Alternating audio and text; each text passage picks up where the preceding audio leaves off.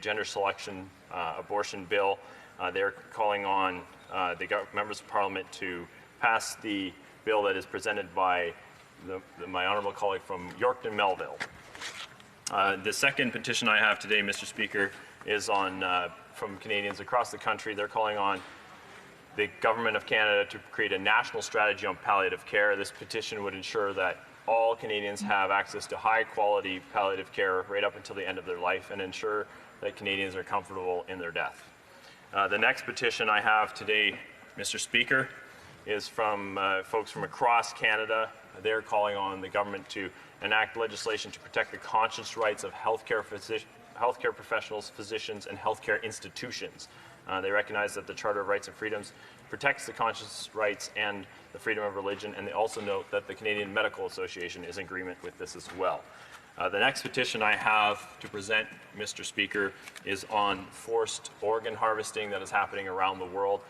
The people that have signed this petition from across Canada are calling on the government to enact from the previous Parliament Bill C-350 and Bill S-240, which would make it illegal to travel abroad in order to purchase organs that have been illegally harvested. Lastly, Mr. Speaker, the last petition I have to present this morning is on the detention of the Uyghurs in China. The people that have signed this petition are concerned about the genocide that is happening there to the Uyghur people, and they're calling on the government to use the Magnitsky Act in order to bring sanctions against Chinese officials to ensure that this atrocity does not continue. Thank you, Mr. Speaker. Presenting petitions, présentation de pétition, the honourable member for Edmonton West.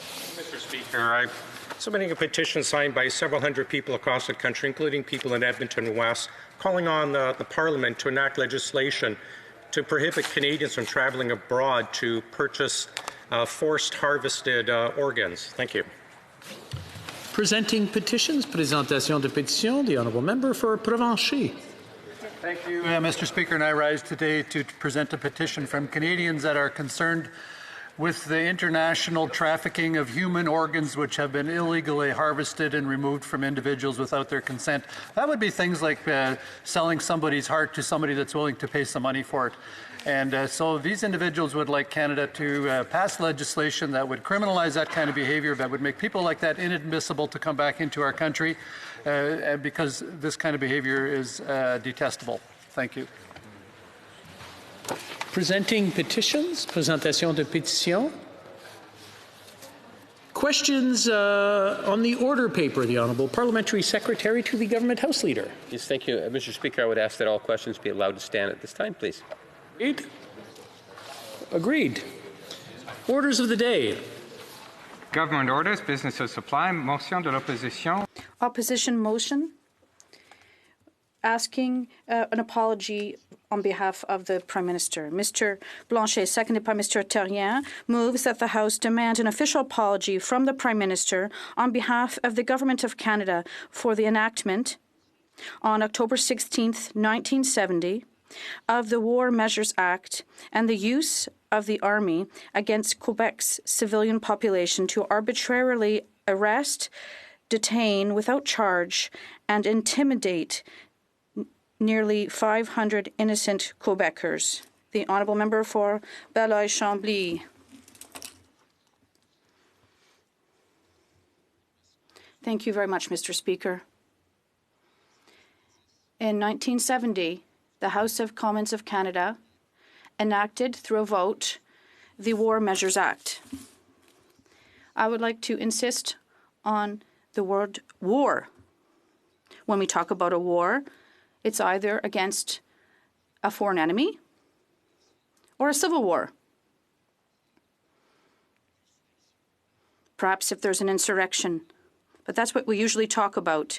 We're talking about the War Measures Act, which was enacted in a clear context, historically recognized to have been a lie. And today we want the government to take responsibility and to apologize for this. Everyone has excuses for everything, and I think the Prime Minister of Canada apologizes when it snows, but But here he hasn't apologized to 500 Quebecers, their families, and their descendants who were imprisoned, arrested. And this is obviously a serious context, but it was a deplorable event, a crisis that should have been solved turned into an insurrection. Leaders of a democratic movement and leaders of a paper became imaginary protagonists in this event.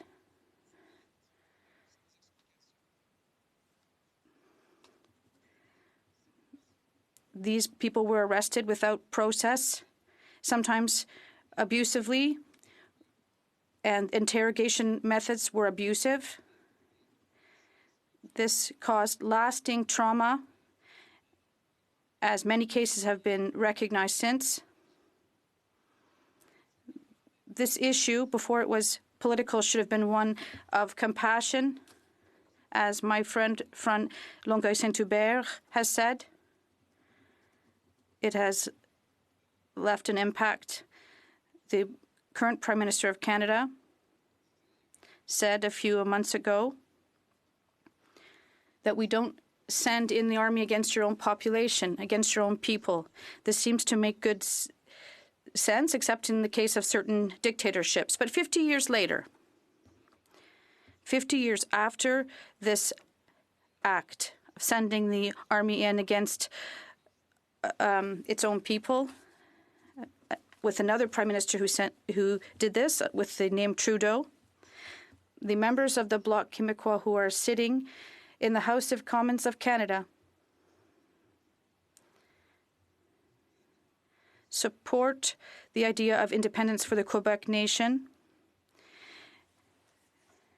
the same one that the Pierre Trudeau tried to crush indefinitely, and he failed to do so. It was a failure. The House of Commons of Canada should do the honourable thing and recognize, as history has shown so well, that this was unacceptable and unjustified. The current Prime Minister presented an apology to the Japanese community, to the Ukrainian community, to the Italian community for imprisonment that took place during the Second World War. And he was right to do so. So why does he not apologize in an intentional way to the 500 Quebec families that were involved? Historically, there was no apology to the Métis when Louis Riel was hung. There was no apology to the Acadians who were sent thousands of kilometers away from their homes. It's as if the Prime Minister's apologies were reserved for anyone who is not Francophone. We could ask questions about this historically. The Prime Minister is the representative of His Majesty's government in Canada. And when he says that we've moved on and this has been a long time and we have to just focus on politics, well, the War Measures Act is not so old. And when you are in politics, you serve people. And when you have to serve people, you have to show some compassion. I'm not sure that if you inherit some type of intellectual I don't think some people are showing compassion for those who have suffered, and I doubt that the Prime Minister, if he closes his eyes, could imagine that his father or his children, a machine gun could have been pointed at them, and the person who was holding that machine gun would have the right to do so. It's unimaginable violence that was involved, and it leaves clear traces in people's psychology. And we still feel this 50 years later. Does this not deserve an apology? The Canadian government ordered roundups that reminded people of communist countries. They encouraged, supported, and instrumentalized interrogation techniques that still are leaving impacts on people today. Tens of thousands of people were arrested, and this was costly, and homes were damaged and never repaired. People were woken up in the middle of the night. Children were involved, and they wanted to repress violence, and they wanted to repress the nation that could not be assimilated, and they couldn't convince the Quebec people to renounce its people, its culture, its arts, and they also imprisoned artists. They used the pretext of an insurrection because this was necessary under law, because what is legal is not necessarily moral. And it's now well known now that Mr. Trudeau, Mr. Bourassa, and Mr. Drapeau, even though they didn't talk about it directly, they invented together a lie that is worthy of the Francoists in the streets of Barcelona with a similar goal: to repress the democratic will of people to exercise the right to self-determination and independence. An insurrection, they said, to overthrow the Quebec government, nothing less. And who ordered it? Who directed it? Please don't laugh.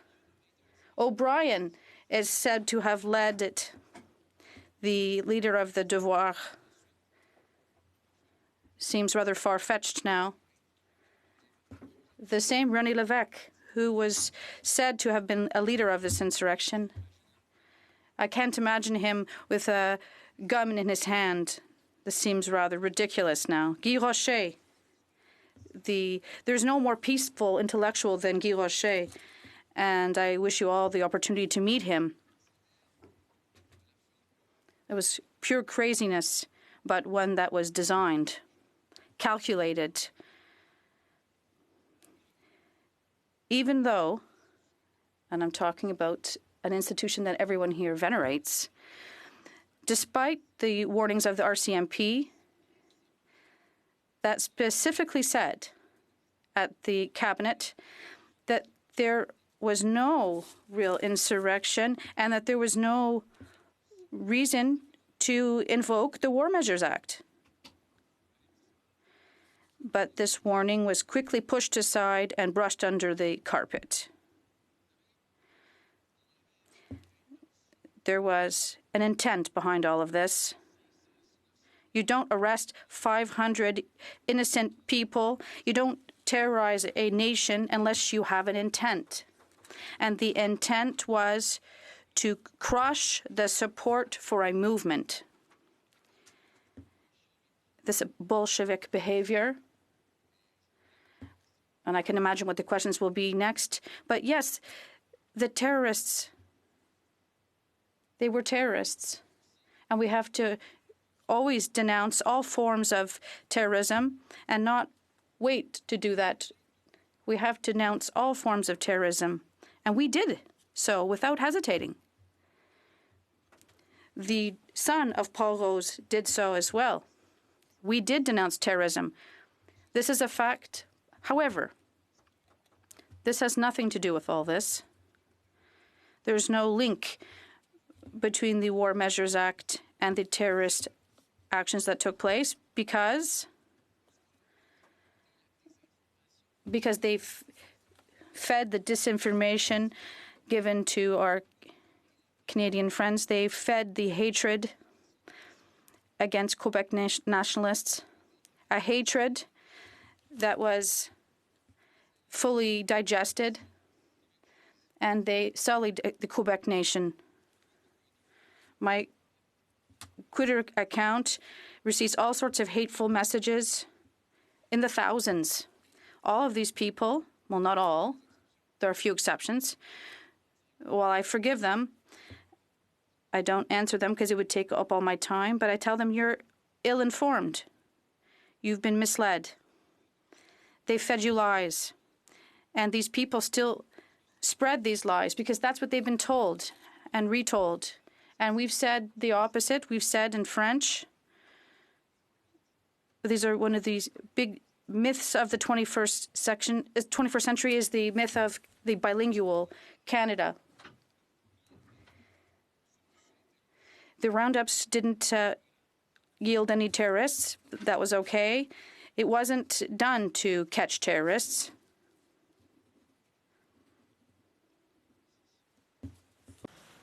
Il fallait, Monsieur le Président, Mr. Speaker,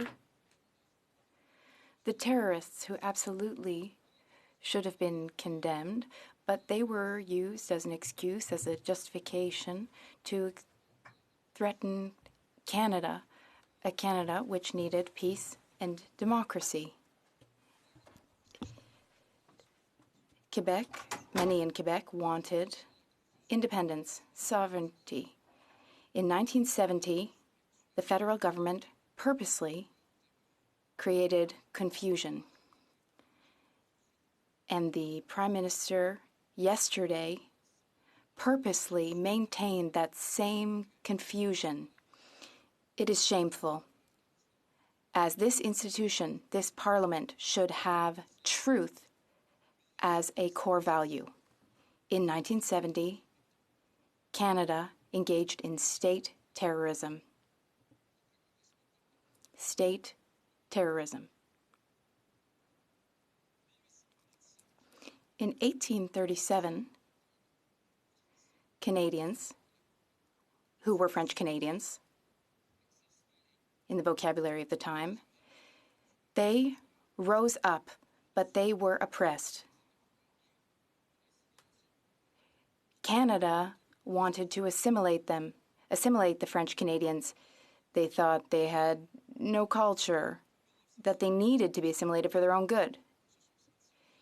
In 1868, Quebecers were humiliated on what would become our national holiday. Canada, the federal government wanted to scare Quebecers. And during the referendum in 1990, Canada wanted to scare Quebecers. The same happened in October 1970. Canada wanted to scare Quebecers. And with each of these occurrences, we thought it would be the last time. But it will never be the last time, because every day, every week, on every occasion, well, we're told that it won't happen again. We're told that people don't want to separate anymore, but some are still interested in independence. And I feel that we should work differently. We should work as partners, as neighbors, rather than having the Government of Canada use money and power to stifle democratic expression. The Liberal Party of Canada, the Prime Minister of Canada, and the Conservative Party at the time, whose leader was Mr. Stanfield, they voted for the War Measures Act. Then they said that they regretted having done so because enacting the War Measures Act was not justifiable. At the time, there were many honorable parliamentarians who sat in this House. They were misled with a whole slew of lies, and most of them would not have voted in favor of the War Measures Act without these lies. There was such a hatred in this House, hatred of Quebec nationalism. That's the only way that there could have been such an affront to democracy and to what Quebec wanted. Mr. Speaker, these actors I've mentioned were on the wrong side of history. Quebecers will not stand for this humiliation again. People hoped that Quebec would finally be quiet, that Quebec would finally accept to be a province like all other provinces, that Quebec would be fine with being pacified again into resignation.